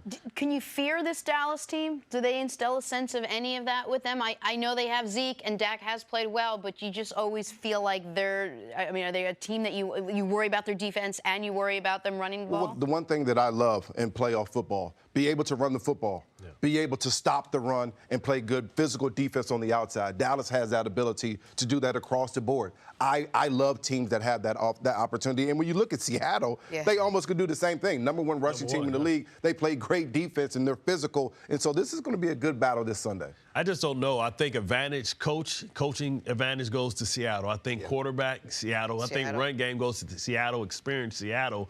I just don't know how this Dallas team figures out a way to win. I think they can be in it because Seattle's never going to blow you out, but they wear you down physically and mentally on both sides of the ball. And that dude over there chewing that gum knows how to coach his butt off. Dallas has been a tremendous home team. I would give them almost, if this was 4-5 in the other direction, I would give Dallas almost no chance to go on the road in Seattle and win this game.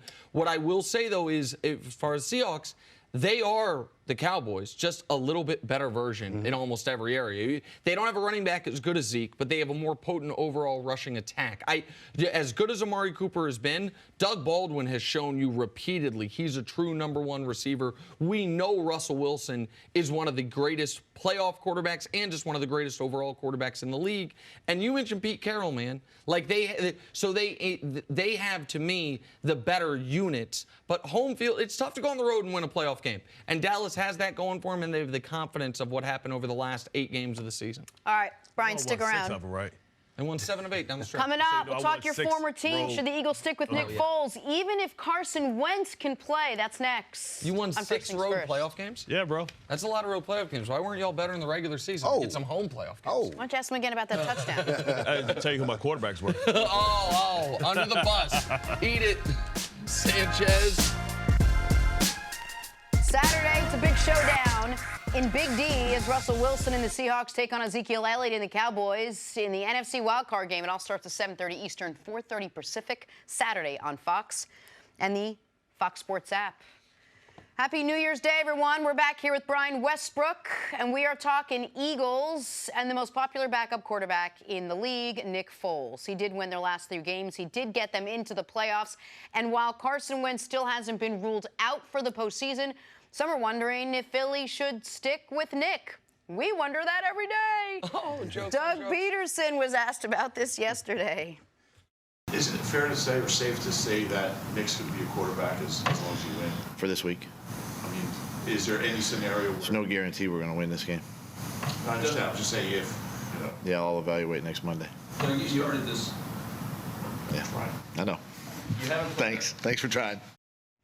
It is Doug Peterson pulling the Bill Belichick of press conferences. Except he's smiling at the end. Yeah, because he couldn't hold it. He couldn't hold it too long. Coach talk like that. They just say whatever. But it's a little more verbose. All right, Brian, should the Eagles stick with Foles? Do you think they go to Wentz? What is the decision that Doug Peterson has in front of him here? To me, there's no decision at all. Absolutely no decision. You have a Super Bowl winning quarterback that's playing well.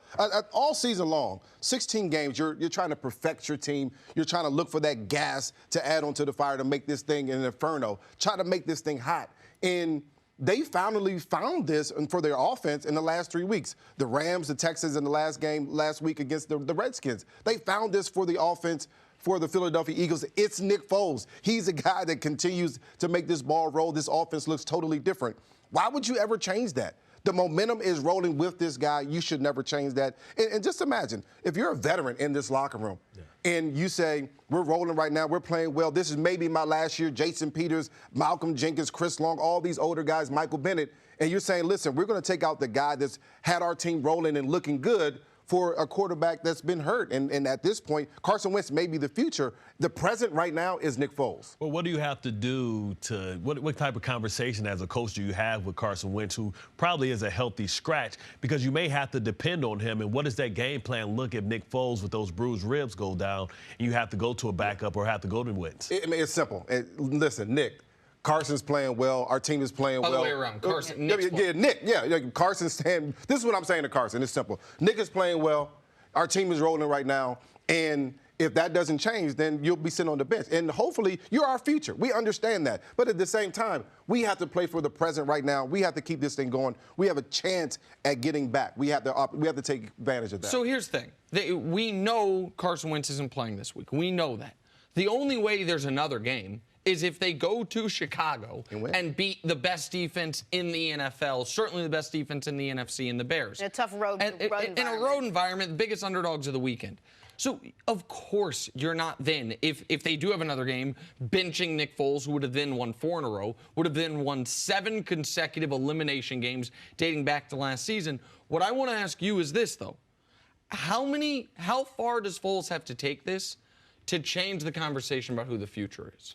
Like, what does Nick Foles need to do? Is there anything he can do, and what is it this postseason to where this offseason, when they're staring at a $20 million Nick Foles option, that instead of declining that option, letting him go elsewhere, they pick up the option and they field phone calls on a Carson Wentz trade? Yeah, in my opinion, I still think Carson is the future, no matter how well Nick Foles plays. But if Nick Foles goes out and wins another Super Bowl, then the conversation changes. So it has to be win. What if he gets you to the Super Bowl, gets you to the championship game? I think that may be the point as well. I mean, if you get him to that Super Bowl game, then that conversation changes. And it may be that you trade Carson, or even if you sign and trade Nick, a lot of different things going on there. But I mean, you have to have that conversation if he gets you to that game, of course. I think I really think for Eagles fans, this is simple. And for Carson Wentz, by the way, I would not want to get put back in this lineup because you are going to be you're a 6-point underdog this week. If you win this week, you're going to be an even bigger underdog the following week.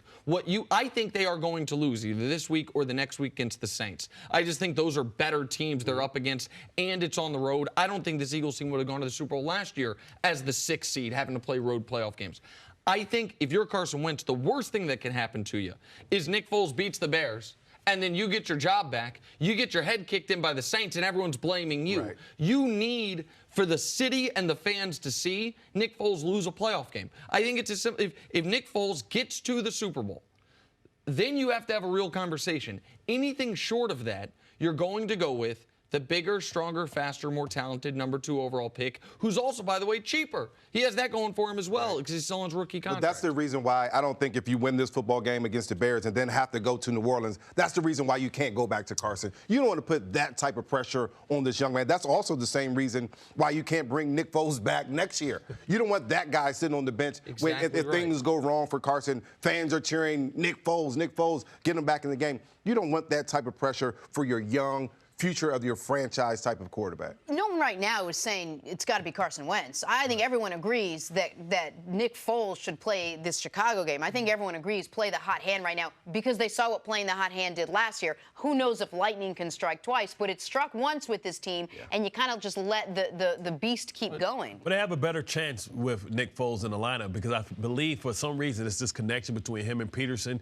This offense has a rhythm, and that gives this front 7 an opportunity to hunt. You talk about Fletcher Cox being able to come out and how aggressive he was in the pass rush against the Washington Redskins. What happened is they were converting first down, so it allows the defense to make sure that they can hunt. They can let these pass rushers, be able to fire off and protect this secondary because this secondary is a liability. And they're playing much better because of the front 7. The front 7 is playing better because they're being able to get to the passer, and they're being able to get to the passer because of the rest. All comes back to St. Nick. Why do you think this team, which has not looked like the defending champion team that most of us thought they would be all year, is playing better not just in the passing game, in all phases of the game since Nick Foles took over? Why do you think that is? A couple of things is going on. They have much more of a balanced attack. Their offensive line is playing much better. Jason Peters, who has been hurt most of the season, is playing better at the left tackle spot. Lane Johnson is upset that he didn't make the Pro Bowl. He's playing much better. Brandon Brooks has been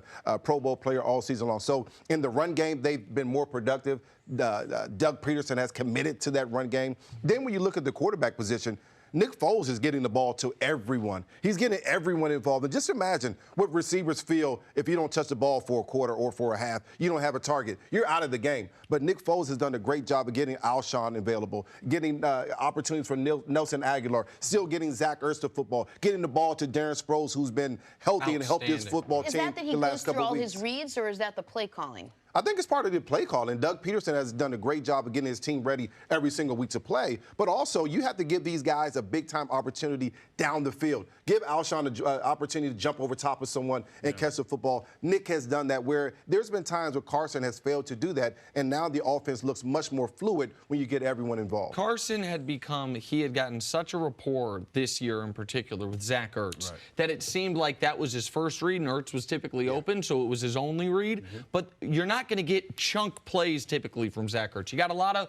catches for 8 yards, catches for 9 yards. And the problem with that is, and we see this with any team that doesn't have chunk plays, it just takes one sack. One holding penalty, and all of a sudden your drive is stalled. With Foles, man, he is chucking that sucker deep. He's letting Nelson Aguilar make plays, Alshon Jeffrey. We haven't even said the name Golden Tate, because Golden Tate has been a guy who really hasn't been a major factor, but we know how good he can be. It's what makes this team dangerous, and it's why, as much as I think the Bears are the best team in the NFC, not named the Saints. But, man, the Bears got to be looking in this game saying, man, I sure wish we were playing the Vikings. Like, I think the Bears are maybe wishing that the Vikings would have somehow won last week against the Bears, so they would be the 6th seed instead of the Eagles. If you're an Eagles fan, the one thing you have to look forward to, you're playing one of the best defense, if not the best defense in the league. I think a lot of people would say the best defense in the league. You have some experience. That's the one thing that the Chicago Bears team does not have. Experience in the playoffs, being able to win. How does Mr. Trubisky respond to his first playoff game, first opportunity to go out there and win in the playoffs? For an Eagles team that went to the Super Bowl and won tough games last year, that experience, and you've been in the playoffs, you understand how it is. That experience certainly does play a part into it just a bit. And I love Lane Johnson against Mack, and I love Peters against Floyd. I think you run at the little guy and see what he can do, see if he can handle that smoke. Brian, thanks so much for joining us. Thank you. Thank you for listening to the First Things First podcast. Remember, leave us a review and tell us what you think. Subscribe to the podcast on Apple Podcasts and catch us on FS1 Monday through Friday, 6:30 a.m. Eastern. For Cris Carter and Nick Wright, I'm Jenna Wolfe. So long, everybody.